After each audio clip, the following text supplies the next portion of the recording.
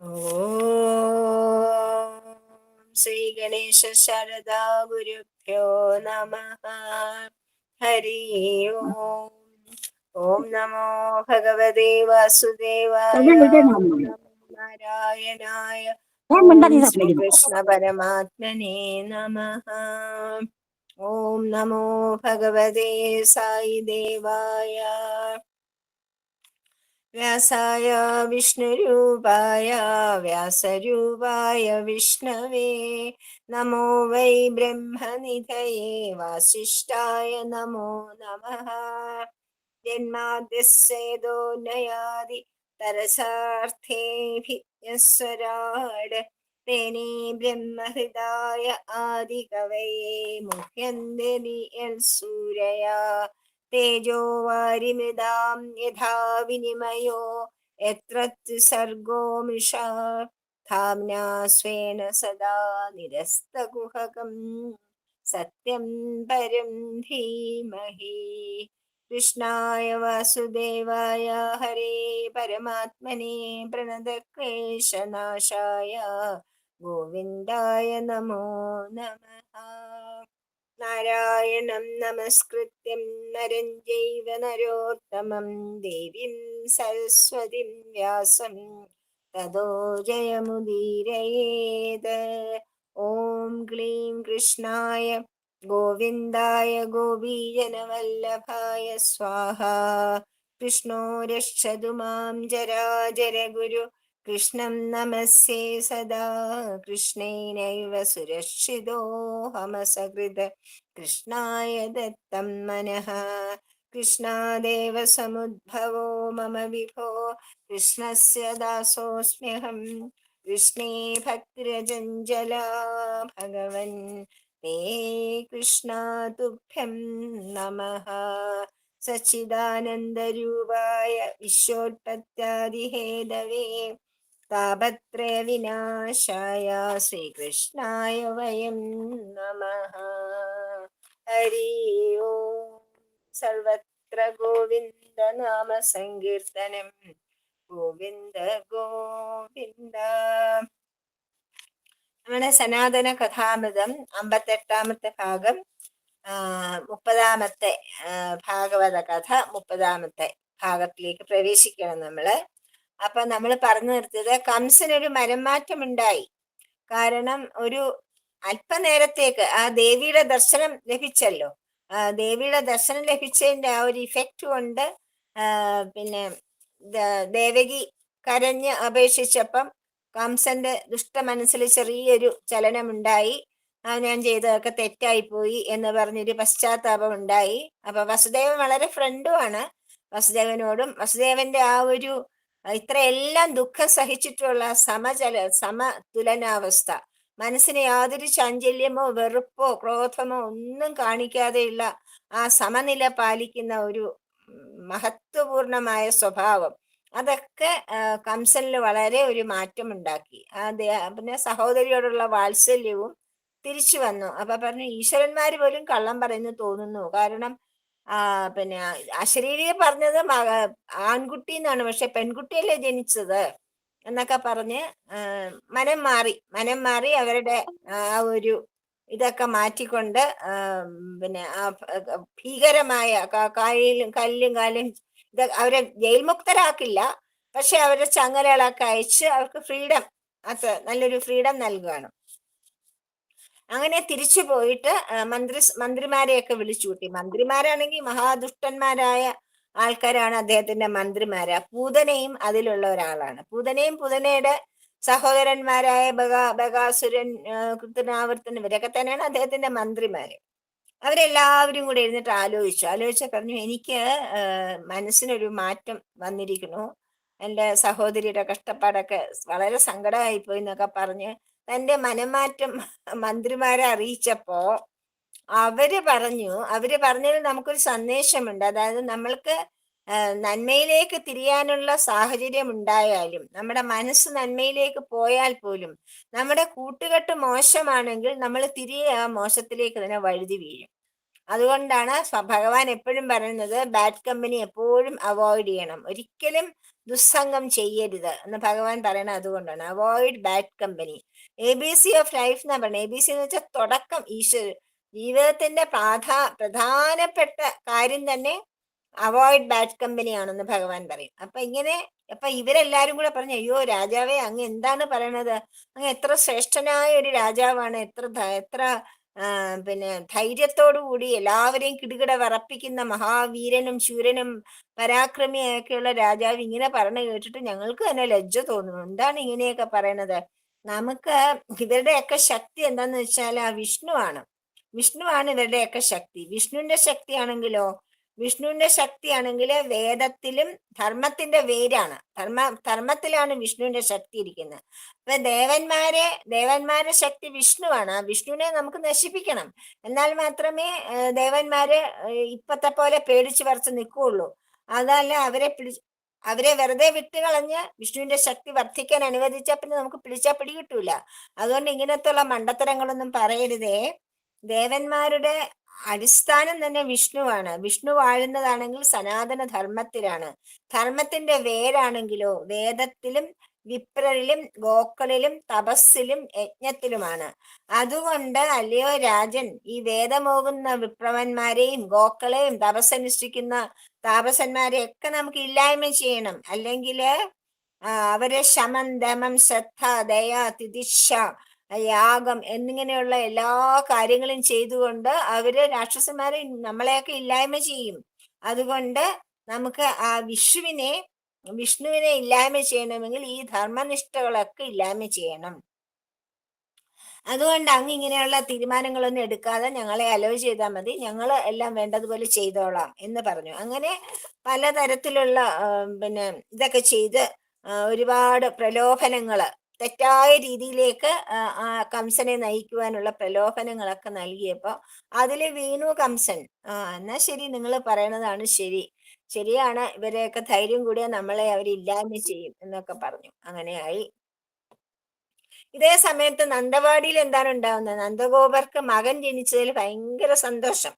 മകൻ ജനിച്ച സന്തോഷം കൊണ്ട് എല്ലാ ബ്രാഹ്മണരെയും എല്ലാ പിന്നെ ഗോകുലത്തിലെ ആൾക്കാരെയൊക്കെ വിളിച്ചിട്ട് എല്ലാവർക്കും ധാരാളം സമ്മാനങ്ങളും ബ്രാഹ്മണർക്ക് സമ്മാനങ്ങളും ഒക്കെ നടത്തി മംഗളാശംസകളായി ചെയ്തു. അതിന്റെ കൂടെ വസുദേവന്റെ ഭാര്യയായ രോഹിണിക്ക് ഒരു പുത്രൻ ഉണ്ടായിട്ടുണ്ടല്ലോ. അപ്പൊ അതും വസുദേവൻ വലിയ ഫ്രണ്ടാണ്, അവര് സഹോദരങ്ങളെ പോലെയാണ് അവര്. അപ്പൊ അതിലും വളരെ മംഗളാശംസകളെ ചെയ്ത് വളരെ സന്തോഷത്തോടെ എല്ലാവർക്കും ധാരാളം സമ്മാനങ്ങളൊക്കെ നൽകി അങ്ങനെ ഇരിക്കുകയാണ്. പക്ഷേ അവരെല്ലാവരും ഈ മധുര രാജ്യത്തിന്റെ അധീനതയിലാണ് ഈ രാജ്യങ്ങളൊക്കെ. പിന്നെ കംസന്റെ രാജ്യത്തിലെ പൗരന്മാരാണ് അവര്. അപ്പൊ അവർക്ക് കപ്പം കൊടുക്കണം. വർഷം തോറും ചെന്ന് ടാക്സ്. അപ്പൊ ആ ടാക്സ് അടയ്ക്കാനായിട്ട് അവർക്ക് കംസന്റെ രാജധാനി പോകേണ്ട ആവശ്യമുണ്ട്. അതായത് മധുരയിൽ വരണം.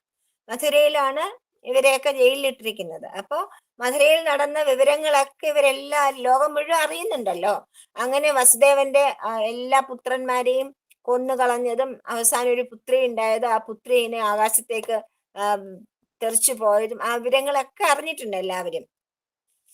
അപ്പൊ അതൊക്കെ കണ്ടിട്ട് നന്ദൻ വിചാരിക്കും എന്തായാലും നന്ദഗോപരും കുറച്ച് ഗോപന്മാരും കൂടെ കുഞ്ഞുങ്ങളെയൊക്കെ നല്ലപോലെ ശ്രദ്ധിച്ചോളണം എന്ന് പറഞ്ഞ് ബാക്കി ഗോപന്മാരെ ഏൽപ്പിച്ചിട്ട് വളരെ സന്തോഷത്തോടുകൂടി കപ്പം കൊടുക്കാനായിട്ട് സാധനങ്ങളൊക്കെ, അവർക്ക് ദ്രവ്യങ്ങളാണ്, പണമല്ലല്ലോ, ഒരുപാട് ദ്രവ്യങ്ങളുമായിട്ട് കംസന്റെ രാജധാനിയിലേക്ക് വരികയാണ്. എല്ലാം കൊടുത്ത് അപ്പം പിന്നെ യശോദയും രോഹിണിയും നന്ദന് വളരെ സന്തോഷമായി. അവരെ കൃഷ്ണൻ ജനിച്ചതോടെ ഈ കുഞ്ഞിന്റെ ജനനത്തോടു കൂടി ഗോകുലം അങ്ങനെ സമ്പൽ സമൃദ്ധമാകും, പ്രകൃതി രമണീയമാകും, പ്രകൃതിക്കൊക്കെ വല്ലാത്ത മാറ്റം. അതുപോലെ തന്നെ ആളുകൾക്ക് മാറ്റം, എല്ലായിടത്തും ഒരു വല്ലാത്ത ശോഭ അങ്ങനെ പരന്നിരിക്കുന്നു. അപ്പം ഗോകുലത്തിലെ ഗോപന്മാരെയൊക്കെ കാക്കാനായിട്ട് ഏർപ്പാടായിട്ട് ഇവര് മധുരയിലെത്തി. കംസന് കപ്പമൊക്കെ കൊടുത്തു. കപ്പമെല്ലാം കൊടുത്തിട്ട് പിന്നെ അവിടെ തന്നെ മധുരയിൽ തന്നെയാണല്ലോ പിന്നെ വസുദേവരുള്ളത്. അപ്പൊ അദ്ദേഹത്തിനെ കാണാനായിട്ട് പോകും. അവിടെ ചെന്ന് പിന്നെ നന്ദഗോപരും വസുദേവനും തമ്മിൽ കണ്ടുമുട്ടി. എന്നിട്ട് പറഞ്ഞു, എനിക്ക് വളരെ സങ്കടം തോന്നുന്നു, അങ്ങേക്ക് പുത്രന്മാരൊക്കെ നഷ്ടപ്പെട്ടു, പുത്രിയും നഷ്ടപ്പെട്ടു, എനിക്ക് വളരെ സങ്കടമുണ്ട് എന്നൊക്കെ പറഞ്ഞപ്പോ സാരമില്ല, അങ്ങേക്ക് എന്തായാലും പ്രായമായ സമയത്ത് ഒരു പുത്രൻ ജനിച്ചല്ലോ, അത് എനിക്ക് വളരെ സന്തോഷമുണ്ട്. വസുദേവൻ പറയുന്നില്ല തന്റെ പുത്രനാണ്, ആ വിവരങ്ങളൊന്നും പറയില്ല. അതെ, അങ്ങേക്കൊരു പുത്രൻ ജനിച്ചതിൽ എനിക്ക് വളരെ സന്തോഷമുണ്ട്. എന്തായാലും എനിക്ക് പിന്നെ അദ്ദേഹത്തിന് പുത്രന്മാരില്ലാത്തതുകൊണ്ട് അനപത്യ ദുഃഖം അനുഭവിക്കുകയായിരുന്നു നന്ദഗോപരും യശോദയും. അവർക്കിപ്പോ പുത്രന്മാരുണ്ടായാലും പുത്രൻ ഉണ്ടായാലും എനിക്ക് വളരെ സന്തോഷമാണ്. അതൊന്നും സാരമില്ല. എന്തായാലും ഇവിടെ അധിക സമയം നിൽക്കണ്ട. എന്നെ കണ്ടു കഴിഞ്ഞു, കപ്പവും കൊടുത്തു കഴിഞ്ഞല്ലോ. ഇനിയിപ്പോ ഒരു കാര്യം ചെയ്താൽ പെട്ടെന്ന് പൊക്കോളൂ. കാരണം എനിക്ക് ഗോകുലത്തിൽ എന്തൊക്കെയോ അപശകുനങ്ങൾ കാണുന്നതായിട്ട് എനിക്ക് തോന്നുന്നു. എന്തൊക്കെയോ സംഭവിക്കുന്ന പോലെ എന്ന് വെച്ചാൽ അവിടെ കൃഷ്ണനാണുള്ളതെന്നും കംസൻ ഇങ്ങനെ ആ കുഞ്ഞിനെ കണ്ടുപിടിക്കാനും നശിപ്പിക്കാനായിട്ട് എല്ലാ കാര്യങ്ങളും ചെയ്യുന്നുള്ള വിവരം വസുദേവർക്കറിയാം, നന്ദഗോപർക്ക് അറിയില്ലല്ലോ. അപ്പൊ അദ്ദേഹം ഇങ്ങനെ പറഞ്ഞു, എനിക്ക് അങ്ങനെ തോന്നുന്നു, അതുകൊണ്ട് വേഗം തിരികെ പൊക്കോളൂ എന്ന് പറഞ്ഞു. അപ്പൊ വസുദേവരുടെ വിവേകത്തിലും ജ്ഞാനത്തിലും സ്വഭാവത്തിലും ഒക്കെ നന്ദഗോപർക്ക് വളരെ വിശ്വാസമാണ്.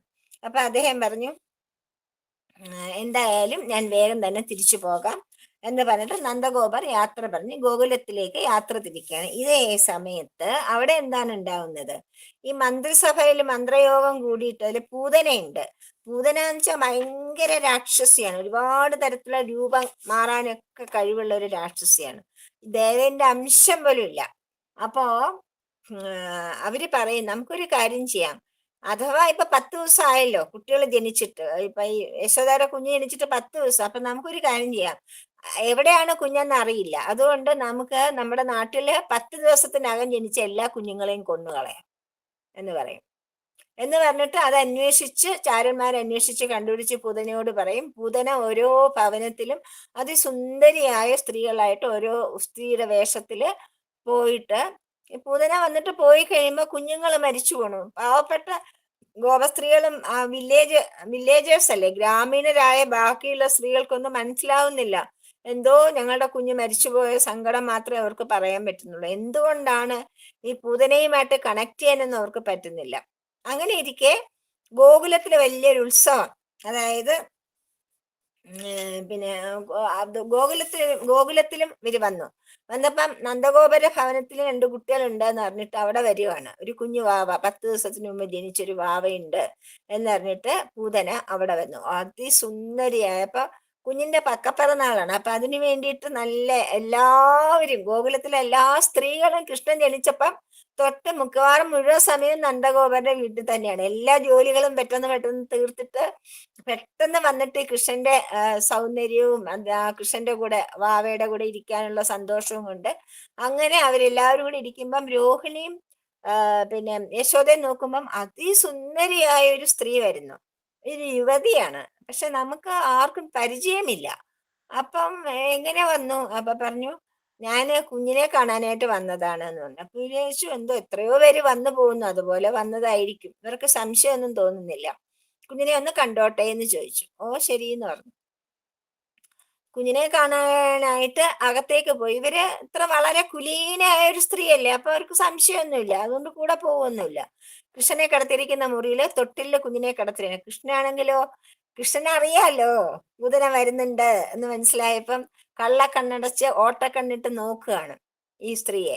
ഓട്ടക്കണ്ണിട്ട് നോക്കി ഇങ്ങനെ വളരെ ചാരുതയോടുകൂടി മന്ദഹാസത്തോടുകൂടി അങ്ങനെ ആ തൊട്ടിൽ അങ്ങനെ കൈയും കാലും ഒക്കെ ഇട്ട് അടിച്ച് ഇങ്ങനെ കള്ളക്കണ്ണിട്ട് നോക്കി ഇങ്ങനെ കിടക്കുന്ന കുഞ്ഞിനെ കണ്ടപ്പോഴത്തേക്കും ഒരു തന്റെ സ്തനത്തിലൊക്കെ വിഷം പുരട്ടിയിരിക്കണം കേട്ടോ. സ്തനം മുഴുവൻ നല്ല കടുത്ത വിഷം പുരട്ടിയിട്ടാണ് ഈ പൂതന നടക്കുന്നത്. അപ്പൊ അങ്ങനെ വന്നിട്ട് കുഞ്ഞിനെ കണ്ടപ്പോഴത്തേക്കും എന്തെന്നില്ലാത്തൊരു വാത്സല്യം ഈ പൂതനയുടെ മനസ്സിലുണ്ടാവും. ദുഷ്ടയാണ്, രാക്ഷസിയാണ്, എന്നാലും ആ കൃഷ്ണന്റെ മനോഹാരിത കണ്ടപ്പോ, കൃഷ്ണന്റെ സൗന്ദര്യം കണ്ടപ്പോ എന്തെന്നില്ലാത്തൊരു വാത്സല്യം ആ കുഞ്ഞിന്റെ, ഒരു അമ്മയ്ക്കുള്ള വാത്സല്യം, അമ്മയെ പോലൊരു വാത്സല്യം ആ കുഞ്ഞിനോട് തോന്നും. പെട്ടെന്നാണ് ഓർമ്മ വന്നത്, അയ്യോ ഞാൻ വന്ന കാര്യം നടക്കണമല്ലോ എന്ന് പറഞ്ഞിട്ട് വളരെ വാത്സല്യത്തോടുകൂടി കുഞ്ഞിനെ എടുത്തു. കുഞ്ഞാണെങ്കിൽ കണ്ണു തുറന്ന് കള്ളച്ചിരിയൊക്കെ ചിരിച്ച് എടുത്തു. വേഗം അവിടെ ഇരുന്നിട്ട് പാല് കൊടുക്കാൻ തുടങ്ങി. കുഞ്ഞാണെങ്കിൽ, കൊച്ചു കുഞ്ഞുങ്ങൾ എങ്ങനെയാ പാല് കുടിക്കുക? അമ്മയുടെ മാറത്തൊക്കെ കൈകൊണ്ട് തട്ടി കവിളിലൊക്കെ തൊട്ട് അങ്ങനെയൊക്കെ വളരെ വാത്സല്യത്തോടുകൂടി പാല് കുടിച്ച് കുടിച്ച് കുടിച്ച് എത്ര കുടിച്ചിട്ടും കടി വിടുന്നില്ല. പിടിച്ച് കടി ഇറുക്കി പിടിച്ചോണ്ട് കുടിയോട് കുടി കുടി കുടി കുടി വിട വിട വിട കടി വിട വിട എന്ന് പറഞ്ഞ് കരഞ്ഞിട്ടൊന്നും ഒരു കൂസലും ഇല്ല. കൃഷ്ണൻ അങ്ങനെ ഇറുക്കി പിടിച്ചിട്ടിരിക്കുകയാണ്. അങ്ങനെ പൂതനയ്ക്ക് രക്ഷയില്ലാണ്ട് പൂതന ആ, കരഞ്ഞ് ആ മുറിക്കകത്തൊക്കെ ഓടി നടക്കും. പക്ഷെ കൃഷ്ണന്റെ കടി കൃഷ്ണൻ വിടൂല. അങ്ങനെ പിടിച്ച് പിടിച്ച് പ്രാണനും കൂടെ വലിച്ചെടുത്തു ഭഗവാൻ. ഭഗവാൻ പ്രാണനും കൂടെ വലിച്ചെടുത്തപ്പോഴത്തേക്ക് അലറിക്കൊണ്ട് ഭയങ്കര അലർച്ചയോടുകൂടി പൂതന താഴെ വീണു. വലിയൊരു മരം വെട്ടിയിട്ട മാതിരിയുള്ള ശബ്ദം കേട്ടപ്പോ ആണ് ആൾക്കാരെല്ലാരും കൂടി ഇത് എവിടുന്നാണ് ഇത്ര വലിയൊരു ശബ്ദം കേൾക്കുന്നത്. അതുപോലെ ഈ പറയണത് ഈ വീഴ്ച കൊണ്ടും ഈ അലർച്ച കൊണ്ടും 7 വിരിപ്പാട് അകലെയുള്ള മരങ്ങളൊക്കെ താഴെ വീണു. അത്രയ്ക്ക് ശക്തമായ ഒരു സംഹാര താണ്ഡവമാണ് ആ പൂതന അവിടെ ചെയ്തത്. ആ ശബ്ദം കൊണ്ട് തന്നെ മരങ്ങൾ താഴെ വീണു അത്രേ, അത്രയ്ക്ക്. അങ്ങനെ പൂതന താഴെ വീണപ്പോ എല്ലാവരും ഒന്ന് നോക്കിയപ്പോ എന്താ, മല പോലൊരു സ്ത്രീ അതിന്റെ മുകളില് മാറ തള്ളി പിടിച്ചോണ്ട് കള്ളച്ചിരിയും ചിരിച്ചോണ്ട് ഒരു രത്നം പോലെ അങ്ങനെ ഒരു കൂസലും ഇല്ലാതെ ചിരിച്ചോണ്ട് ആ കൃഷ്ണൻ ഇരിക്കണം. കൊച്ചു 10 ദിവസമായ വാവയാണ്, 10 ദിവസം.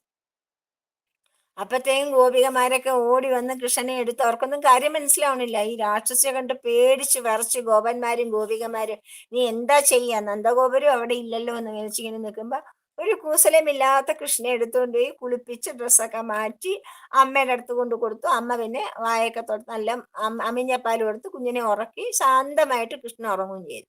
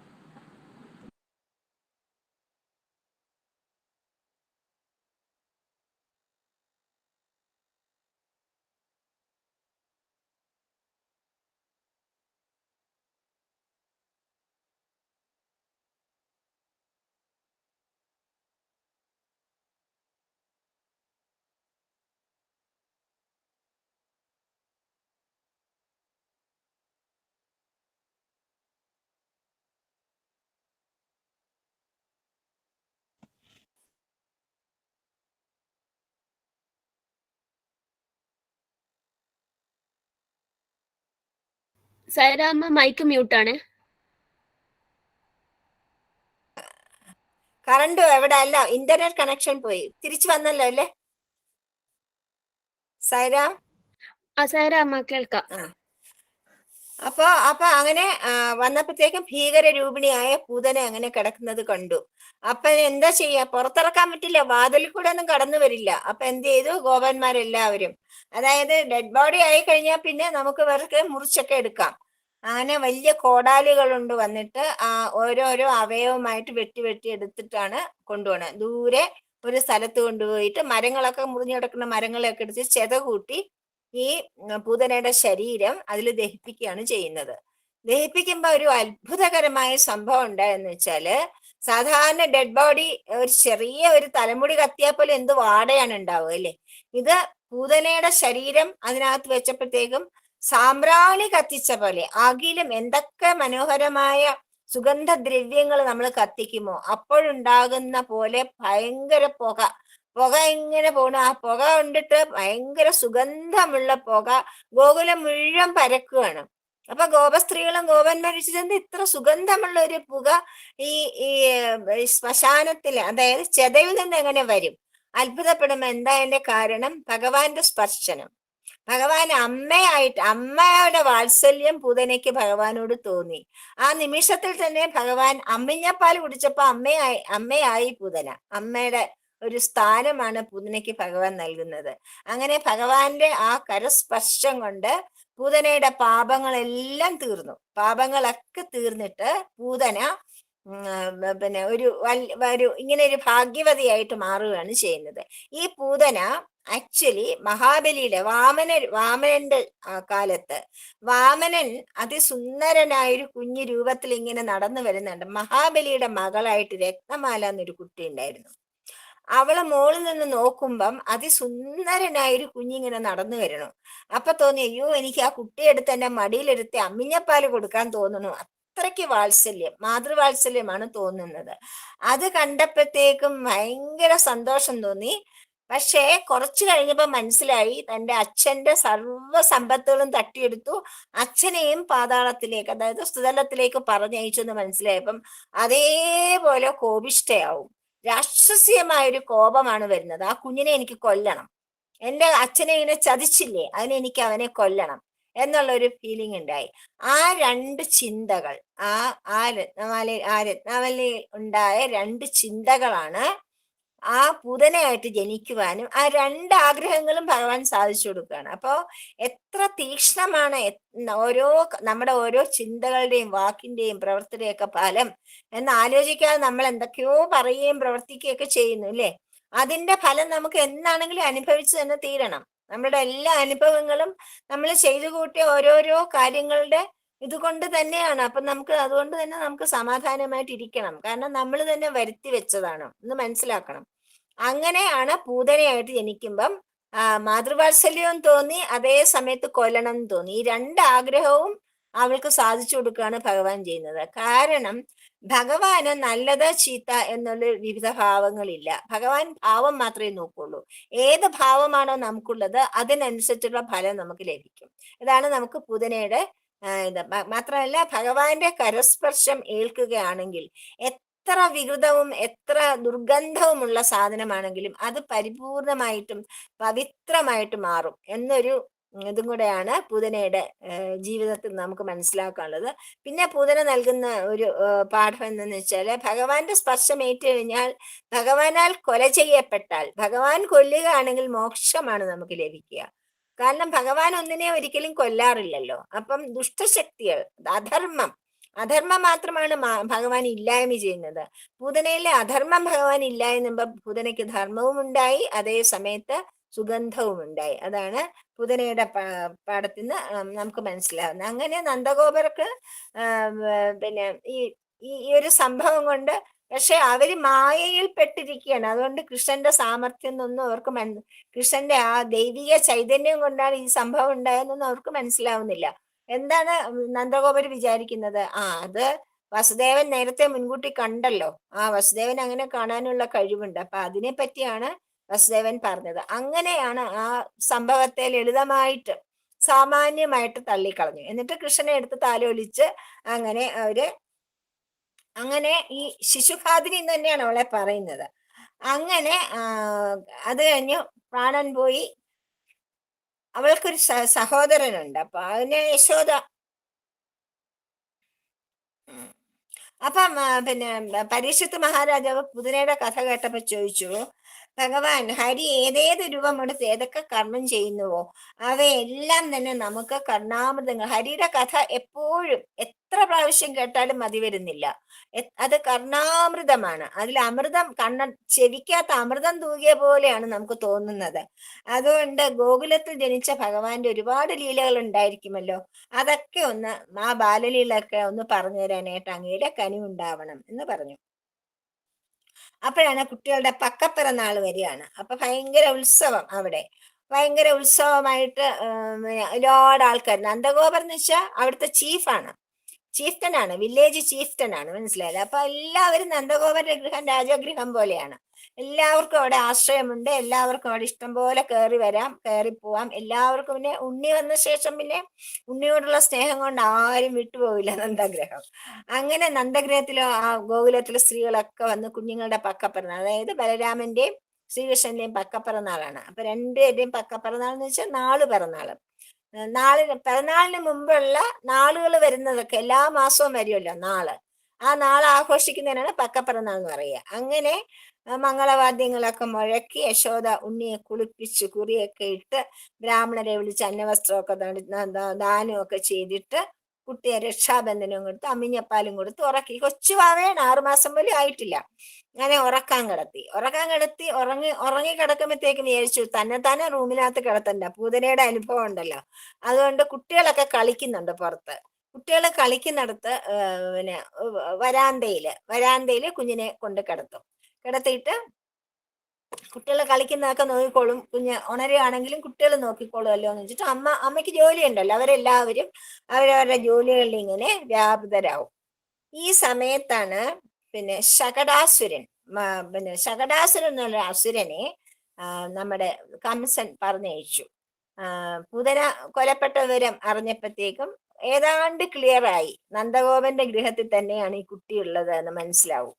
പൂതനയെ കൊന്നത് അവിടെയാണല്ലോ. അപ്പം പിന്നെ നേരിട്ടായി ശകടാസുരൻ എന്നുള്ള അസുരനെ പറഞ്ഞയക്കുകയാണ്. അപ്പൊ ശകടാസുരന്റെ ഒരു ഇതെന്താന്ന് വെച്ചാല്, അയാൾക്ക് പിന്നെ ആത്മാവായിട്ട്, അതായത് ദേഹമില്ലാതെ തന്നെ ഏത് വസ്തുവിലും, പ്രത്യേകിച്ച് ശകടം എന്ന് വെച്ചാൽ ചക്രം, വീലുണ്ടല്ലോ, വീല്. അന്നത്തെ കാലത്ത് പിന്നെ കാറും ബസ്സും ഒന്നും അല്ലല്ലോ, വണ്ടികളാണല്ലോ, രഥങ്ങളോ കാളവണ്ടികളോ ഒക്കെയാണ്. അപ്പൊ ഇവരുടെ നാട്ടില് ഗോകുലത്തിൽ കൂടുതലും കാളവണ്ടികളാണ്. കാരണം അവര് ഗോപാലന്മാരാണല്ലോ, ഗോക്കളെ മേയ്ക്കുന്നവരാണ്. അപ്പൊ വലിയ വലിയ കാളവണ്ടി. അപ്പൊ ഈ കുഞ്ഞിനെ കിടത്തിയിരുന്നതിന് അടുത്തേക്ക് ഒരു വലിയ വണ്ടി നിർത്തിയിട്ടുണ്ടായിരുന്നു. കുഞ്ഞിനെ കിടക്കുന്ന വരാന്തയുടെ താഴെ വലിയൊരു വണ്ടി നിർത്തിയിട്ടുണ്ടായിരുന്നു. അവിടെയാണ് കുട്ടികൾ കളിച്ചുകൊണ്ടിരിക്കുന്നത്.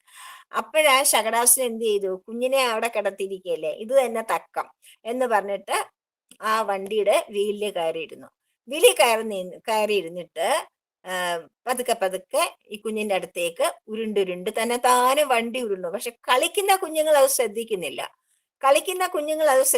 പക്ഷെ കൃഷ്ണൻ കണ്ണ് തുറന്നിട്ട് കാലിട്ട് ഇങ്ങനെ കുട്ടികൾ അടിക്കണ കണ്ടിട്ടില്ലേ, 6 മാസമായ കുട്ടികൾ കാലിട്ട് ഇങ്ങനെ ഭയങ്കര അടിയല്ലേ, കാലടിച്ച് ഭയങ്കര കളി. അപ്പൊ ശകടാസുരൻ ആ വണ്ടി നേരെ വരുമ്പോഴത്തേക്കും ഭഗവാൻ മനോഹരമായിട്ട് ചിരിച്ചുകൊണ്ട് കാലും കൈയിട്ട് ഭയങ്കര അടി. കാലും കൈയിട്ട് അടിച്ചടിച്ചടിച്ച് ശകടാസുരനാണ് വരുന്നതെന്ന് ഭഗവാൻ അറിയാം. അങ്ങനെ വന്ന് കുഞ്ഞിന്റെ പുറത്തേക്ക് കയറാൻ പോകുമ്പോ കുഞ്ഞിക്കാലുകൊണ്ട് പടപടാന്ന് ശകടത്തിൽ അടിക്കും. ആ കാലുകൊണ്ട് തട്ടി നീക്കിയതും 2-3 പ്രാവശ്യം തട്ടിയപ്പോഴത്തേക്കും ശകടത്തോടെ തന്നെ തവിട് പൊടിയായിട്ട് ആ വണ്ടി മറിഞ്ഞു വീണു. വണ്ടിയിലെ സാധനങ്ങളൊക്കെ താഴെ വീണു. ഈ നേരെ വന്ന ശകടം, ആ ചക്രം തവിട് പൊടിയായി താഴെ വീണു. അപ്പൊ ശക്രാസുരൻ ആത്മാവായിട്ടാണ് അതിനുള്ളിരുന്നത്. അതുകൊണ്ട് ശക്രാസുരന്റെ ശരീരം പോലും ഉണ്ടായില്ല. അങ്ങനെ തന്നെ ഭഗവാനിലേക്ക് ലയിച്ചു ചേരുകയാണ് ശകടാസുരൻ ചെയ്യുന്നത്. ഭഗവാൻ കാലടിച്ചു കൊന്നപ്പം ശകടാസുരന്റെ ആത്മാവ് ഭഗവാനിൽ ലയിച്ചു, മനസ്സിലായില്ലേ. അപ്പം കംസന് ശകടാസുരന്റെ ശവശരീരം പോലും കിട്ടുന്നില്ല. ആൾക്കാർ ഈ ശബ്ദം ഭയങ്കരമായിട്ട്, വണ്ടി വീണപ്പോ കുട്ടികളൊക്കെ ഓടി വന്നിട്ട് ഇത് എന്ത് പറ്റി എന്ന് ഓടി വന്നു. പിന്നെ അമ്മമാരും ഒക്കെ ഓടി വന്നിട്ട് കുഞ്ഞിന് എന്ത് പറ്റി എന്നൊക്കെ നോക്കിയപ്പോഴത്തേക്കും വണ്ടി ഇങ്ങനെ വീണ് കിടക്കണു. അപ്പൊ ചോദിച്ചപ്പോ കൊച്ചു കുട്ടികളല്ല, അവരൊക്കെ 6, 8, 10 വയസ്സുള്ള കുട്ടികളാണ്. അവര് കളിക്കണം. അവര് പറഞ്ഞു ഈ വാവയുടെ കാലുകൊണ്ടാണ് ആ വണ്ടി വീണതെന്ന് പറഞ്ഞു. പിന്നെ വാവയുടെ കാലുകൊണ്ട് വണ്ടി വീഴല്ലേ, ഈ കുട്ടികൾ എന്തൊക്കെയോ പറയുകയാണ് എന്ന് പറഞ്ഞിട്ട് കുഞ്ഞിനെ എടുത്ത് കുളിപ്പിച്ച് എടുത്തകത്ത് കൊണ്ടുപോയി. അങ്ങനെ ശകടാസുരന്റെ കഥ.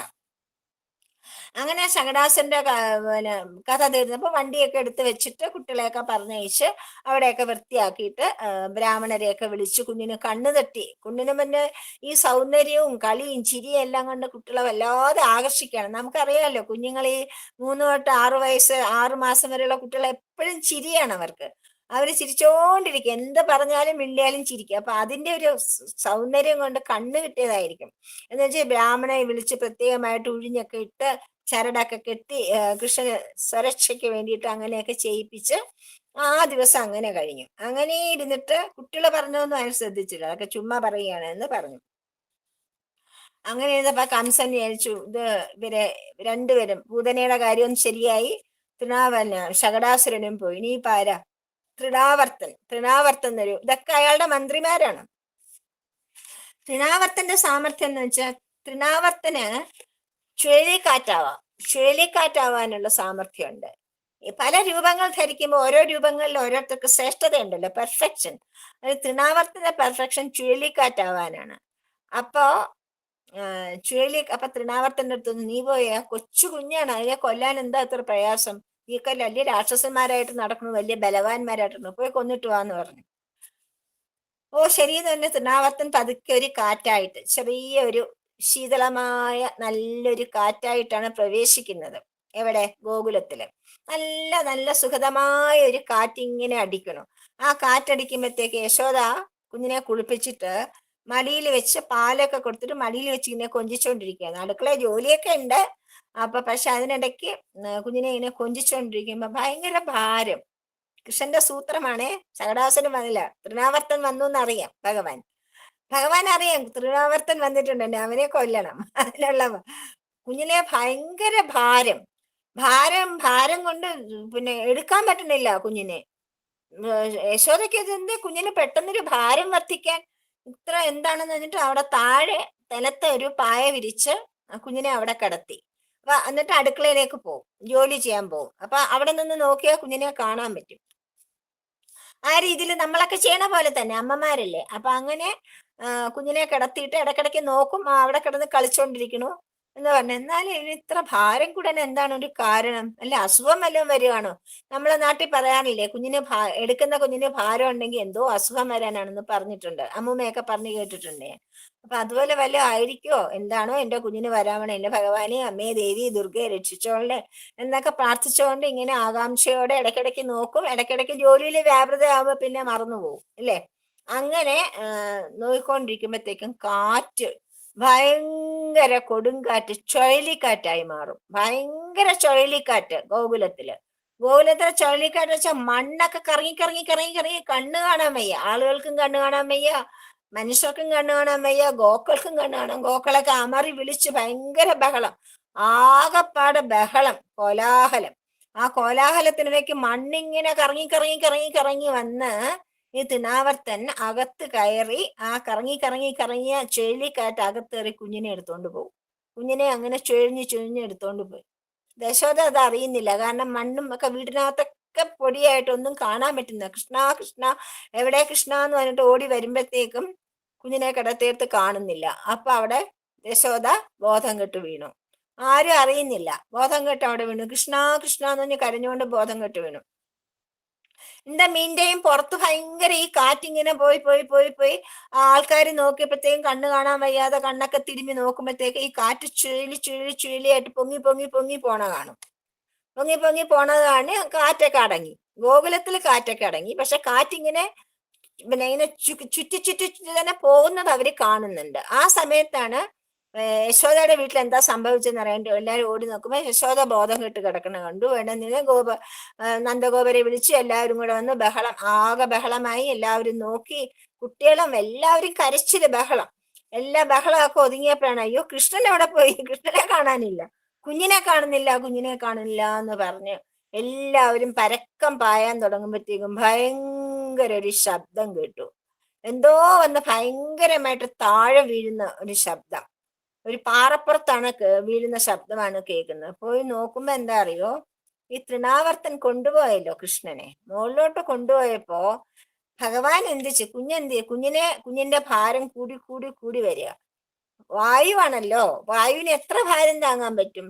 അപ്പൊ ഈ കുഞ്ഞിനെ കൊടഞ്ഞു കളയാനായിട്ട് പരമാവധി ശ്രമിക്കുകയാണ് തൃണാവർത്തൻ. ഒരു വിധത്തിലും കൊടഞ്ഞു കളയാൻ പറ്റില്ല, കാരണം അയാളുടെ കഴുത്തിൽ ഇങ്ങനെ അള്ളി പിടിച്ചിരിക്കുകയാണ് കുഞ്ഞി കൈ രണ്ടും. ഭഗവാന്റെ കൈക്ക് ഭയങ്കര ശക്തിയോടുകൂടി ഇങ്ങനെ കഴുത്തിൽ അള്ളി പിടിച്ചിരിക്കുകയാണ്. ശ്വാസം വിടാൻ വയ്യ. അങ്ങനെ തൃണാവർത്തൻ ശ്വാസം വിടാൻ വയ്യാതെ കൈയും കാലും കുഴഞ്ഞ് പടേന്ന് വന്ന് താഴെ വീണ് ചിന്നിച്ചെതറി പോവും. പിന്നെ അയാളുടെ കൈയും കാലും തലയൊക്കെ പൊട്ടിത്തെറിക്കും. പക്ഷെ നെഞ്ചത്ത് കൃഷ്ണൻ ഇങ്ങനെ ഒരു കരിനീല കല്ല് വെച്ച് ഒരു രത്നം പോലെ ഇങ്ങനെ ചിരിച്ചുകൊണ്ട് അതിന്റെ മുകളിലിരിക്കണം. ആൾക്കാർ വന്ന് നോക്കുമ്പം അവിടെയൊക്കെ ഇങ്ങനെ പടന്ന് കിടക്കുന്ന ഈ രാക്ഷസന്റെ ശരീരവും അതിന്റെ മുകളിൽ സുഖമായിട്ട് കളിച്ചു മാറത്ത് തല്ലി കളിക്കുന്ന ഒരു കുട്ടികളെ മാറത്ത് തല്ലി കളിക്കുകയല്ലോ, മാറത്ത് തല്ലി കളിച്ചുകൊണ്ടിരിക്കുന്ന കൃഷ്ണനെയാണ് അവർ കാണുന്നത്. അപ്പൊ ഒരു വലിയ കറുത്ത കുന്നിന്റെ മുകളിൽ ഒരു നീലക്കല്ല് വെച്ച പോലെയാണ് അവർക്ക് തോന്നുന്നത്, നീലരത്നം പോലെ. ഓടി ചെന്ന് എടുത്ത് കുഞ്ഞിനെ എടുത്തോണ്ട്, അയ്യോ കുട്ടാ ഇത് എന്താണ് സംഭവിക്കുന്നത്, എന്തൊക്കെയോ ദുഷ്ടശക്തികളുണ്ട്, അതാണ് ഇതാണ്, എന്തൊക്കെയോ മന്ത്രവാദം കുമന്ത്രവാദം എന്നൊക്കെ പറഞ്ഞ് സാധാരണക്കാര് പറയണ പോലെ അവരൊക്കെ അതൊക്കെ പറഞ്ഞ് കൃഷ്ണനെ അവിടെ നിന്ന് എടുത്തോണ്ട് പോയി. പിന്നെ കുളിപ്പിച്ചൊക്കെ കഴിഞ്ഞു. തൃണാവർത്തൻ, അങ്ങനെ തൃണാവർത്തന്റെ അപ്പൊ എങ്ങനെയാണ് ഈ കുഞ്ഞ് രക്ഷപ്പെട്ടത്? അയാൾ കൊല്ലാൻ കൊണ്ടുപോയാണ് കുഞ്ഞിനെ. എങ്ങനെയോ കുഞ്ഞ് രക്ഷപ്പെട്ടു. നമ്മൾ ഒരുപാട് പൂജകളൊക്കെ ചെയ്യുന്നില്ലേ, ഒരുപാട് പ്രാർത്ഥനകളൊക്കെ ചെയ്യുന്നില്ലേ, അതുകൊണ്ട് ദേവി രക്ഷിച്ചതാണ് കുഞ്ഞിനെ എന്നൊക്കെ പറഞ്ഞ് അവര് വലിയ വിധത്തിൽ ആ ദുഷ്ടന്റെ കയ്യിൽ നിന്ന് കുഞ്ഞിനെ തിരിച്ചു കിട്ടിയല്ലോ എന്നൊക്കെ പറഞ്ഞ് ആശ്വസിപ്പിച്ച് അങ്ങനെ ഇരിക്കുകയാണ്. അപ്പൊ 3 പേരുടെ കൊലപാതകം കഴിഞ്ഞു.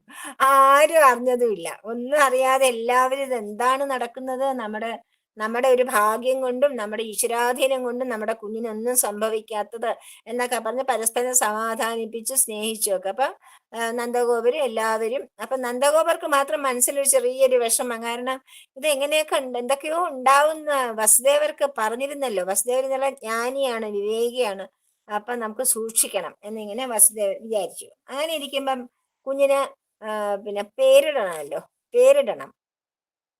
പേരിടാനായിട്ട് ഇതുവരെ പറ്റിയിട്ടില്ല. കാരണം ബലരാമനും കൃഷ്ണനുമുണ്ട്.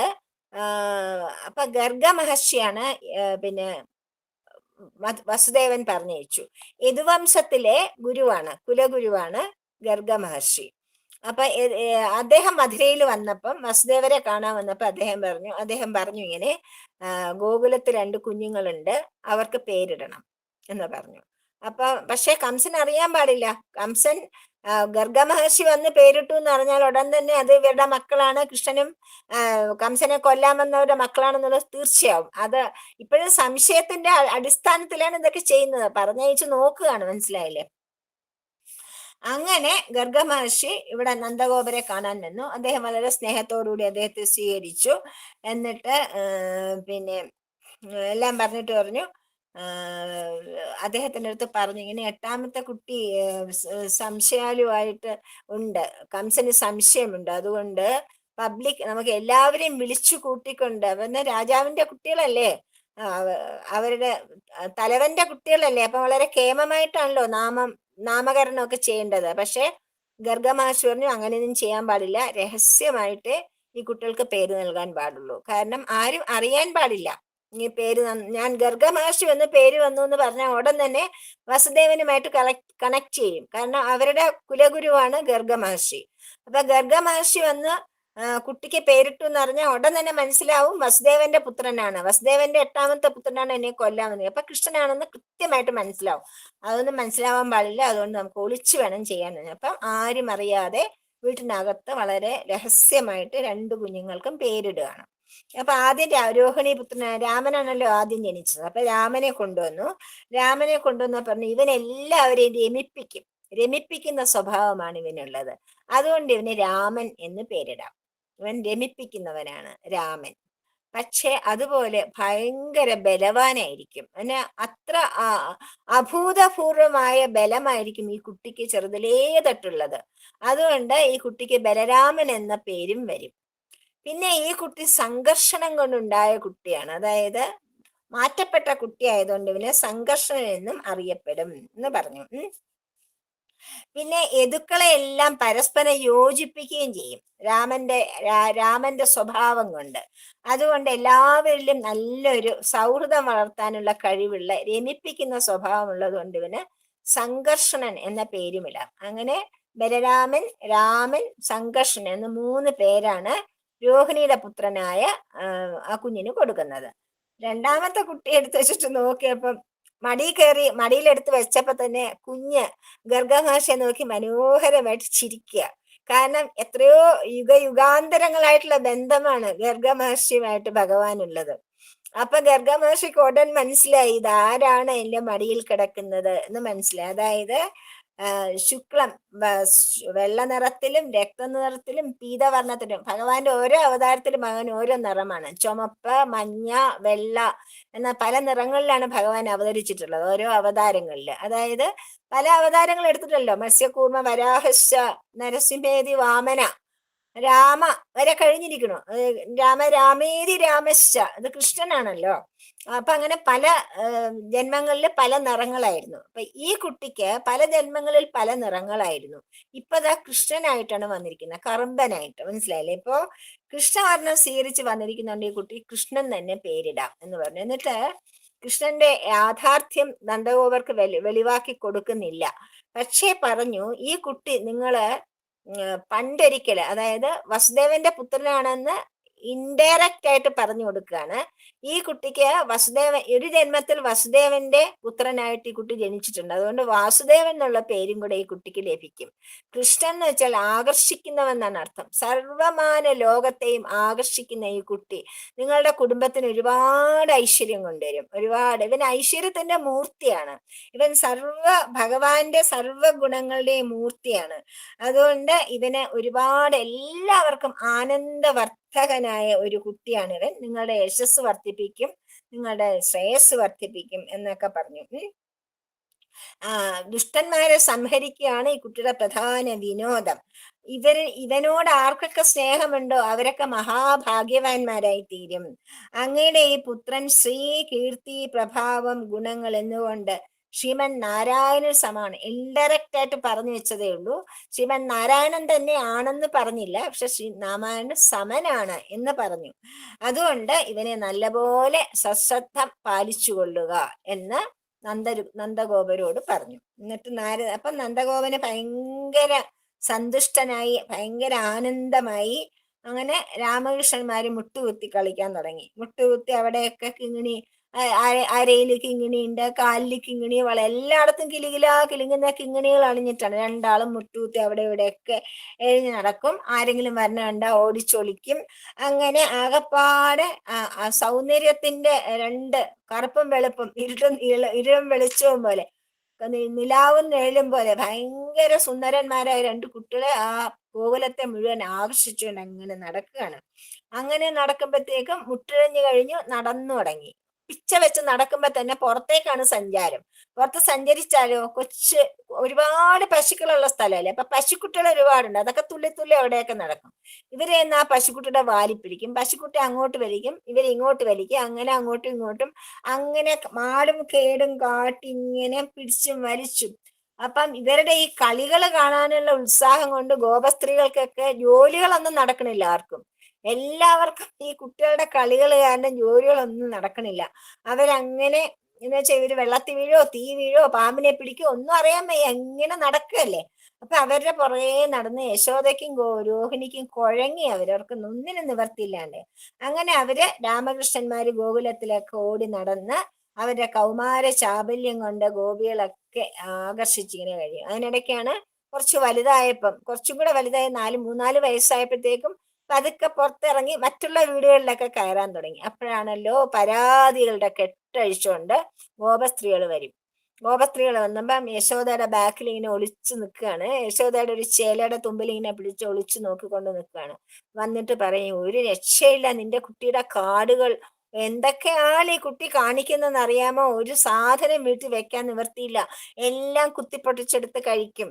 അഥവാ ഒന്നും കിട്ടിയില്ലെങ്കിൽ ഉറങ്ങി കിടക്കുന്ന കുട്ടിയെ നുള്ളി കരയിപ്പിക്കും, അല്ലെങ്കിൽ വരാന്തയിൽ നിന്ന് മൂത്രം ഒഴിക്കും. പാല് തിളപ്പിച്ചാൽ അതെടുത്ത് താഴെ വെച്ചിട്ട് പോവും. ഒന്നും കൈ കിട്ടിയില്ലെങ്കിൽ കിട്ടുന്നതൊക്കെ എടുത്ത് പൂച്ചയ്ക്കും കുരങ്ങിനും ഒക്കെ കൊടുക്കും. പിന്നെ അച്ഛന് കണ്ണ് കാണാൻ വയ്യ. അച്ഛന് വേണ്ടി ഞാൻ കുറച്ച് ലഡ്ഡു ഉണ്ടാക്കി വെച്ചിരുന്നു. ആ ലഡ്ഡുവിന്റെ സ്ഥാനത്ത് പിന്നെ ചാണക വരളി എടുത്ത് വെച്ചിട്ട് ലഡ്ഡും കട്ടോണ്ട് പോയി. ഒരു നിവർത്തിയിൽ യശോദാമേ, നിന്റെ മകനെ കൊണ്ട് ഞങ്ങള് രക്ഷപ്പെട്ടിന്, ഒരു കാര്യമില്ല. പറഞ്ഞു, എന്റെ മകനോ, ഇവൻ അങ്ങനെ ഒന്നും ചെയ്യില്ല. ഓരോ വിലയിൽ നമ്മൾ ഏർപ്പെട്ടിരിക്കുമ്പോ പിന്നെ അപ്പൊ പറഞ്ഞു ഇവന് ഒരു ഇരുട്ടറയിലോ വല്ലതും ഞങ്ങൾ കൊണ്ടുവച്ചാൽ ഇവൻ ചെല്ലുമ്പോ തന്നെ അവിടെയൊക്കെ പ്രകാശമാകും. കാരണം അണിഞ്ഞിരിക്കുന്നൊക്കെ രത്നാഭരണങ്ങളാണല്ലോ, അതൊക്കെ തിളങ്ങിയിട്ട് വീട് മുഴുവൻ അങ്ങനെ തിളങ്ങാൻ തുടങ്ങും. എന്തായാലും ഞങ്ങൾക്കൊരു രക്ഷയില്ല ഇവനെ. അപ്പൊ പറഞ്ഞു അങ്ങനെ പിന്നെ ഒരു ദിവസം അമ്മയുടെ അടുത്ത് എത്തിയിട്ട് പറഞ്ഞു. അപ്പൊ കൃഷ്ണൻ എന്ന് ചോദിച്ചു. അപ്പൊ ഞാൻ വിചാരിച്ചു നിങ്ങളുടെ വീടൊക്കെ എന്റെ വീടാണെന്ന്, അതുകൊണ്ടാണ് ഞാൻ വന്നത്, ഇനി ഞാൻ വരൂല കേട്ടോ. അപ്പൊ ഗോപകാമാർക്ക് അവരലിഞ്ഞു. അവർ പറഞ്ഞു അയ്യോ കണ്ണാ അങ്ങനെ പറയല്ലേ, എന്നും വന്നോളൂ, ഞങ്ങൾക്ക് പരാതിയൊന്നുമില്ല, എല്ലാ പരാതിയും പിൻവലിച്ചു, ഞങ്ങൾക്ക് ഒരു പരാതിയില്ല അമ്മ, ഒന്നും ചെയ്യണ്ട കണ്ണനെ, അവന് ഇഷ്ടം പോലെ വിട്ടോളൂ എന്ന് പറയും. അങ്ങനെയാണ് ആ പ്രശ്നം അവിടെ പരിഹരിക്കപ്പെട്ടു. അങ്ങനെ ഇരിക്കുമ്പോ ഈ കണ്ണന്റെ കാടുകാട്ടിലല്ലേ കുട്ടികളെയൊക്കെ ഇങ്ങനെ എന്താ പറയാ ഓരോന്നൊക്കെ പറഞ്ഞ് പറ്റിക്കും. അപ്പൊ കുട്ടികൾ പറയും ഈ കണ്ണനെ ഒരു ദിവസം ഒരു വേല വെച്ചു കൊടുക്കണം എന്ന് പറഞ്ഞിട്ട് ഒരു ദിവസം അമ്മയടുത്ത് ഒന്ന് പറഞ്ഞു, അമ്മ ദാ കണ്ണൻ അവിടെ ഇരുന്ന് മണ്ണ് തിന്നുന്നു. അമ്മ പറഞ്ഞിട്ടുണ്ടോ മണ്ണ് തൊട്ടു പോരുത് കണ്ണാന്ന്, മണ്ണ് തിന്നാൻ പാടില്ല എന്ന് പറഞ്ഞിട്ടുണ്ട്. അപ്പൊ പറഞ്ഞു അമ്മ ദാ വരൂ, അവിടെ ഇരുന്ന് കണ്ണൻ മണ്ണ് തിന്നുകയാണ് എന്ന് പറഞ്ഞു. അപ്പൊ ഞാൻ ഇപ്പൊ തന്നെ കാണിച്ചു കൊടുക്കാന്നൊരു വടി എടുത്തോണ്ട് യശോദ വേഗം ചെല്ലുമ്പം സുഖമായിട്ട് അവിടെ ഇരിക്കുകയാണ്. അപ്പൊ അമ്മയെ കണ്ടതും വേറെ ചാടി എഴുന്നേറ്റു. അപ്പൊ പറഞ്ഞു കണ്ണാ നീ മണ്ണ് തിന്നാ. ഞാൻ മണ്ണൊന്നും തിന്നിട്ടില്ല, ഞാനങ്ങനെ തിന്നിട്ടില്ല, അമ്മ തിന്നരുതെന്ന് പറഞ്ഞിട്ടില്ലേ, ഞാൻ തിന്നിട്ടില്ല എന്ന് പറഞ്ഞു. കണ്ണാ കള്ളം പറയരുത്, മര്യാദയ്ക്ക് പറഞ്ഞോളൂ. ഇപ്പൊ നല്ല ചേട്ടനും പറഞ്ഞു കൂട്ടുകാരും പറഞ്ഞു, അപ്പൊ അതെങ്ങനെ കള്ളമാവും, നീ മണ്ണ് തിന്നു എന്ന് പറഞ്ഞു. അമ്മ ഞാൻ മണ്ണ് തിന്നിട്ടില്ല, അമ്മ എന്റെ വായിൽ നോക്കിക്കോളൂ. വാ പൊളിച്ചു നിന്നു കൊടുത്തു. വാ പൊളിച്ചു നിന്നപ്പോ എന്താണ് കാണുന്നത് യശോദ? യശോദ നോക്കിയപ്പോ ആകാശം, ഭൂമി, എല്ലാ സൗരയൂഥങ്ങളും, പ്രപഞ്ചമൊട്ടാകെ എല്ലാ കടലുകളും, എല്ലാ തിരമാലകളും, എല്ലാ പക്ഷികളും മൃഗങ്ങളും, അതിനകത്ത് പ്രപഞ്ചം മുഴുവനാണ് കാണുന്നത്. പ്രപഞ്ചം മുഴുവൻ കണ്ടു, രാജ്യങ്ങൾ മുഴുവൻ കണ്ടു, എല്ലാം കണ്ടു. അവസാനം കാണുന്നത് എന്താണ്? അമ്പാടിയില്, അതായത് ഗോകുലത്തില് വടിയും ഓങ്ങി നിൽക്കുന്ന യശോദയും കുഞ്ഞി കണ്ണനും വാ തുറന്ന് നിൽക്കുന്ന കണ്ണനെയും വരെ യശോദ കണ്ടു. യശോദയ്ക്ക് തല കറങ്ങി. യശോദയ്ക്ക് മനസ്സിൽ എന്റെ ഭഗവാനെ കൃഷ്ണ എന്നോട് ക്ഷമിക്കണം, നീ എന്നെയാണോ? യശോദയ്ക്ക് മനസ്സിലായി ഭഗവാൻ തന്നെ വന്ന് ജനിച്ചിരിക്കുകയാണ് എന്ന് മനസ്സിലാവും.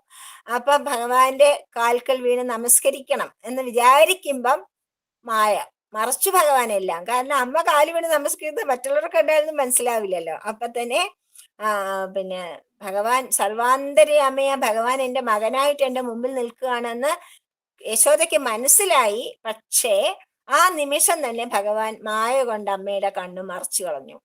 ആ പടങ്ങളെല്ലാം മാറി.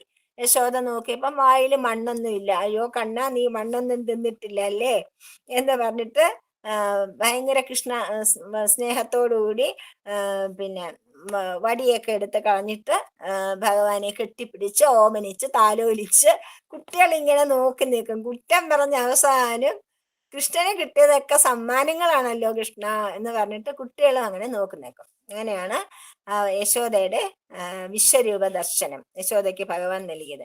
ഇനി മുമ്പിൽ ഒരിക്കലും ഒരു ചെറിയ ദർശനം നൽകിയിട്ടുണ്ടായിരുന്നു. ഒരു ദിവസം കൃഷ്ണനെ എടുത്തു വെച്ചിട്ട് അമിഞ്ഞ പാല് കൊടുക്കാനായിട്ട് മടി കിടത്തിനെ പാല് കൊടുത്തുകൊണ്ടിരിക്കുമ്പോ കുഞ്ഞ് ഇടയ്ക്കൊന്ന് കോട്ടുവായിട്ടു വായിലേക്ക് നോക്കിയപ്പോ യശോദ സ്തംഭിച്ചു പോയി. അതിനകത്ത് സൂര്യനും ചന്ദ്രനും ഗ്രഹങ്ങളും ഒക്കെ ഇങ്ങനെ കറങ്ങുന്നു വായിക്കകത്ത്. പെട്ടെന്ന് വായടച്ചു കൃഷ്ണൻ. അങ്ങനെ ഒരു ദർശനം ആദ്യം കൊച്ചു ബേബി ആയിരുന്നപ്പോ കൃഷ്ണൻ യശോദയ്ക്ക് കൊടുത്തിട്ടുണ്ട്. പക്ഷെ യശോദയ്ക്ക് അതൊന്നും ഓർമ്മയില്ല. കാരണം ഉടൻ തന്നെ വിഷ്ണുമായ വന്ന് എല്ലാ ഓർമ്മകളും ഇല്ലാതെയാക്കും. മനസ്സിലായില്ലേ? അപ്പം പിന്നെ ഈ യശോദ കൃഷ്ണന് പിന്നെ എന്താ പറയാ, എല്ലാ തപം ചെയ്തനേ യശോദ, ഇങ്ങനെ കണ്ണനെ എടുത്ത് മുല കൊടുക്കാനും പാല് കൊടുക്കാനും താലോലിക്കാനും മാത്രം എന്ത് തപസ്സാണ് ഈ യശോദ ചെയ്തത്. ഈ നന്ദഗോപർ ഇങ്ങനെ കുട്ടനെ എടുത്ത് തോളി വെച്ച് നടക്കാനും ആന കളിപ്പിക്കാനും ഒക്കെ ഉള്ള ഒരു അച്ഛനാവാൻ എന്ത് ഭാഗ്യമാണ് ഭഗവാൻ നൽകിയത്. എന്ത് ഭാഗ്യം കൊണ്ടാണ് അവർക്ക്, എന്ത് സുഹൃതമാണ് അവർ ചെയ്തത്, അതൊന്ന് പറഞ്ഞു തരണം എന്ന് പരീക്ഷിത്ത് മഹാരാജാവ് പിന്നെ അദ്ദേഹത്തിനോട് ചോദിക്കുകയാണ്. കണ്ണനുണ്ണിക്ക് മുല കൊടുത്തും കളിപ്പിച്ചും കൊഞ്ചിച്ചും താലോലിച്ചും വളർത്തുവാനായിട്ട് നന്ദഗോപനെ യശോദയ്ക്കും ഇങ്ങനെ ഒരു ഭാഗ്യം ചെയ്യാൻ അവർ എന്ത് സൽക്കർമ്മങ്ങളാണ് പൂർവ്വജന്മങ്ങളിൽ ചെയ്തിട്ടുള്ളത്. ഇന്നും ഇപ്പോഴും അവരുടെ ആ ഒരു സ്നേഹവും വാത്സല്യവും കവികൾ പോലും കീർത്തിച്ചുകൊണ്ടിരിക്കുകയല്ലേ. യശോദയുടെ കൃഷ്ണനോടുള്ള സ്നേഹം ഏത് കവിക്കാണ് പിന്നെ വിഷയമാവാത്തത്? ഇപ്പോഴും അങ്ങനെ ഒരു സൗഭാഗ്യം ഉണ്ടാവാനുള്ള കാരണം എന്താണെന്ന് ചോദിച്ചു. അപ്പൊ പറഞ്ഞു ഭഗവാന്റെ അവതാരം എടുക്കാൻ സമയമായപ്പോ കൃഷ്ണനായിട്ട് അവതരിച്ച് പിന്നെ ഒരുപാട് ദുഷ്ടന്മാരെ, ഒന്നും രണ്ടും ദുഷ്ടന്മാരെ കൊല്ലാനല്ല കൃഷ്ണ അവതരിച്ചത്. മറ്റുള്ള ജന്മങ്ങളിലൊക്കെ ഒരു ഹിരണ്യകാശിപു, അല്ലെങ്കിൽ ഒരു ഹിരണ്യാക്ഷൻ, അല്ലെങ്കിൽ അങ്ങനെയൊക്കെ ഒരു അങ്ങനെയുള്ളവരെ കൊല്ലാനാണ് വന്നത്. പക്ഷെ കൃഷ്ണന്റെ ജന്മത്തിൽ അങ്ങനെയല്ല. ശിശുപാലനെയും ദന്തവക്രനെയും കൂടാതെ ഒരുപാട് അസുരന്മാരായിപ്പോയി. ലോകം മുഴുവൻ, രാജ്യം മുഴുവൻ, ലോകം മുഴുവൻ അധർമ്മികളായിപ്പോയി. ഒരുപാട് പേരെ കൊല്ലണം. അതുകൊണ്ടാണ് 18 അക്ഷൗണി പട ഭഗവാൻ കൊന്നു കളഞ്ഞത്. എല്ലാവരും അധർമ്മികളാണ്. അപ്പൊ ഭഗവാൻ അങ്ങനെ ജനിക്കണമെന്ന് ബ്രഹ്മാവും ബാക്കി ദേവന്മാരും ഒക്കെ കൂടെ പോയി പ്രാർത്ഥിക്കുമല്ലോ. അങ്ങനെ പ്രാർത്ഥിച്ചപ്പം ഭഗവാൻ പറഞ്ഞു, എനിക്ക് സഹായത്തിനായിട്ട് ഭഗവാൻ മനുഷ്യാവതാരം എടുക്കുമ്പോ ഭഗവാന് സഹായത്തിനായിട്ട് ഒരുപാട് പേര് ഉണ്ടാവണമല്ലോ, ഭഗവാന്റെ കൂടെ നിൽക്കുവാൻ. അതിനായിട്ട് പിന്നെ വന്ന് ജനിക്കാനായിട്ട് ദ്രോണൻ എന്നൊരു വസുക്കളുടെ പിന്നെ ചീഫായിട്ട്, പ്രവരനായിട്ട് ഒരു ദ്രോണൻ എന്നുള്ള ഒരാളുണ്ടായിരുന്നു. അദ്ദേഹത്തിന്റെ ഭാര്യ ധര. അവർ രണ്ടുപേരോടും പറഞ്ഞു, നിങ്ങള് ഗോകുലം എന്നുള്ള സ്ഥലത്ത് ഗോപബാലന്മാരായിട്ട്, ഭഗവാൻ ജനിക്കാൻ പോണത് ഗോപാലനായിട്ട് യദുവംശത്തിലാണ്. അതുകൊണ്ട് യദുവംശത്തിന് ഈ ഗോപാലന്മാരായിട്ട്, ഗോപന്മാരുടെ ചീഫായിട്ടും അവരുടെ ഭാര്യയായിട്ടും നിങ്ങൾ ഗോകുലത്തിൽ വാഴണം. അതുകൊണ്ട് അങ്ങോട്ട് പോകാൻ പറയും ധരയും പിന്നെ ദ്രോണരും. അപ്പൊ അവര് പറഞ്ഞു, ഞങ്ങൾ ജനിക്കാം, ഭഗവാന്റെ അവതാര ലീലയില് പങ്കാളികളാവാൻ നമുക്ക് ഭയങ്കര സന്തോഷവും സുഹൃതവും തന്നെയാണ്. പക്ഷെ ഞങ്ങൾക്കൊരു വരം തരണം. എന്താണ് വരം? ഞങ്ങൾക്ക് ഭഗവാനിൽ പരമമായ പ്രേമമുണ്ടാകണം. ഭഗവാന്റെ ബാലലീലകൾ മകനെ പോലെ ഭഗവാനെ പിന്നെ വളർത്തുവാനും വാത്സല്യിക്കുവാനും ഒക്കെ ഉള്ള ഒരു ഭാഗ്യം ഞങ്ങൾക്ക് ഉണ്ടാവണം എന്ന് പറയും. മനസ്സിലായില്ലേ? ഞങ്ങൾക്ക് ഭഗവാൻ വിശ്വേശ്വരനായിട്ട് ജനിക്കുമ്പോൾ, ഞങ്ങളുടെ കുട്ടിയായിട്ട് ജനിക്കുമ്പോൾ ഞങ്ങൾക്ക് ആ മാതൃവാത്സല്യവും പിതൃവാത്സല്യവും നൽകുവാനുള്ള ഭാഗ്യം തന്ന് ആ ബാലലീലകളൊക്കെ അനുഭവിക്കാനുള്ള ഒരു അനുഗ്രഹം തരണം ഭഗവാനെ എന്ന് പ്രാർത്ഥിച്ചു. അപ്പം ബ്രഹ്മാവ് പറഞ്ഞു, ശരി, അങ്ങനെ ആയിക്കോട്ടെ എന്ന് പറഞ്ഞു. അങ്ങനെയാണ് കീർത്തിമാനായ ദ്രോണൻ പിന്നെ നന്ദഗോപനായിട്ട് ജനിച്ചു. ദ്രോണന്റെ ഭാര്യയായ ധര യശോദയായിട്ട് ജനിച്ചു. അതുകൊണ്ട് പുത്രനായി തീർന്ന വാസുദേവന് എല്ലാ ഗോപന്മാരുടെ കൂട്ടത്തിൽ ഏറ്റവും ഭഗവാനോട് ഏറ്റവും ഭക്തി ഉണ്ടായിരുന്നത് നന്ദഗോപർക്കും യശോദയ്ക്കുമാണ്. ഭഗവാൻ ബലരാമനോടത്ത് വ്രജത്തിൽ വസിച്ച് ലീലകൾ കൊണ്ട് അവരെ ആനന്ദിപ്പിച്ചു. അങ്ങനെയാണ് നന്ദഗോപർക്കും. അതേ സമയത്ത് വസുദേവനും ദേവകിയും ഇതുപോലെ തന്നെ കാശ്യപ പ്രജാപതിയും അതിഥിയുമായിട്ടും 3 പ്രാവശ്യം അവര് ജനിക്കുമല്ലോ. പൃശ്നിയായിട്ടും സുദേവനായിട്ടും പിന്നെ കാശ്യപനായിട്ടും അതിഥിയായിട്ടും പിന്നെ വസുദേവനായിട്ടും പിന്നെ ദേവികയായിട്ടും ജനിച്ചു. പക്ഷെ അവര് വരം ചോദിച്ചപ്പം അവര് ഭഗവാനോട് ചോദിച്ചതാണ്, ഭഗവാനെ, അങ്ങ് ഞങ്ങളുടെ പുത്രനായിട്ട് ജനിക്കണം, അങ്ങനെ വളർത്തണം എന്നൊരു വരം അവര് ചോദിച്ചില്ല. അവരിത്ര മാത്രമേ ആഗ്രഹിച്ചുള്ളൂ, ഭഗവാനെ അങ്ങ് ഞങ്ങൾക്ക് പുത്രനായിട്ട് ലഭിക്കണം. അതുകൊണ്ട് ഈ 3 ജന്മങ്ങളിലും പുത്രൻ അവരുടെ കൂടെ താമസിക്കുന്നില്ല. അവര് ജനിപ്പിച്ചു, ഭഗവാന്റെ ദർശനം കിട്ടി, അനുഗ്രഹിച്ചു, ഭഗവാന്റെ മാതാപിതാക്കൾ എന്നുള്ള ഖ്യാതിയോടുകൂടി ജീവിച്ചു. പക്ഷെ ബാലലീലകളൊന്നും ആസ്വദിക്കാനോ, അതിനുശേഷവും കൃഷ്ണൻ കൂടെ താമസിച്ച് അത് വളരെ കാലത്തിന് ശേഷമാണ്. അങ്ങനെ ആ ബാലലീലകളും കൗമാര പ്രായത്തിലുള്ള അതൊന്നും അനുഭവിക്കാനുള്ള ഭാഗ്യം ഈ 3 ജന്മത്തിലും അവർക്ക് ലഭിക്കുന്നില്ല. അതേ സമയത്ത് നന്ദഗോപുരം ധരയും ദ്രോണരും ആവശ്യപ്പെട്ട, ഞങ്ങൾക്ക് ഭഗവാനെ വാത്സല്യപൂർവ്വം വളർത്തണം, ഞങ്ങൾക്ക് ഭഗവാന്റെ ലീലകളൊക്കെ ആസ്വദിക്കണം, ഞങ്ങൾക്ക് ഭഗവാനിൽ അപൂർവമായ പ്രേമം ഉണ്ടാവണം. അങ്ങനെ ഒരു വരമാണ് അവർ ആവശ്യപ്പെടുന്നത്. അതുകൊണ്ടാണ് വസുദേവനും ദേവകിക്കും ജനിച്ച കൃഷ്ണനും ബലരാമനും ഒരുപോലെ വന്ന് ഗോകുലത്തിൽ താമസിച്ചുകൊണ്ട് അവരുടെ ബാലലീലകൾ മുഴുവൻ 11 വയസ്സ് വരെ ബാലലീലകൾ ആടിയത് മുഴുവൻ നന്ദഗോപർക്കും പിന്നെ യശോദയ്ക്കും അതിഭയങ്കരമായ സന്തോഷവും സ്നേഹവും നൽകിക്കൊണ്ടാണ്. എന്നും അവരെ സ്വന്തം അച്ഛനമ്മമാരായി തന്നെ, വളർത്തച്ഛൻ വളർത്തമ്മ എന്നുള്ളൊരു ഭാവത്തിലേ അല്ല കൃഷ്ണനും അവിടെ ജീവിക്കുന്നത്, സ്വന്തം അച്ഛനമ്മമാരായി തന്നെ കണ്ടുകൊണ്ടാണ്. അങ്ങനെയാണ് ഭഗവാന്റെ കഥയുടെ. ഇനിയിപ്പം ഈ അധ്യായം, അടുത്ത അധ്യായം മുഴുവൻ ശ്രീകൃഷ്ണ ലീലകളാണ്. ഒന്നൊന്നായി ഇങ്ങനെ വന്നുകൊണ്ടിരിക്കും. സർവ സർവത്ര ഗോവിന്ദ നാമ സങ്കീർത്തനം ഗോവിന്ദ ഗോവിന്ദ.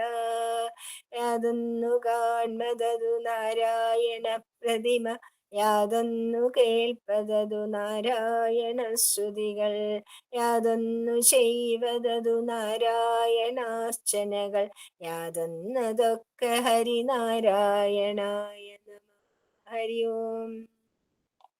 സമസ്തലോകാ സുഖിനോ ഭവന്തു, സമസ്തലോകാ സുഖിനോ ഭവന്തു, സമസ്തലോകാ സുഖിനോ ഭവന്തു.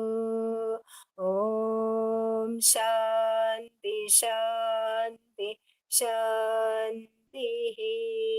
സൈറാം.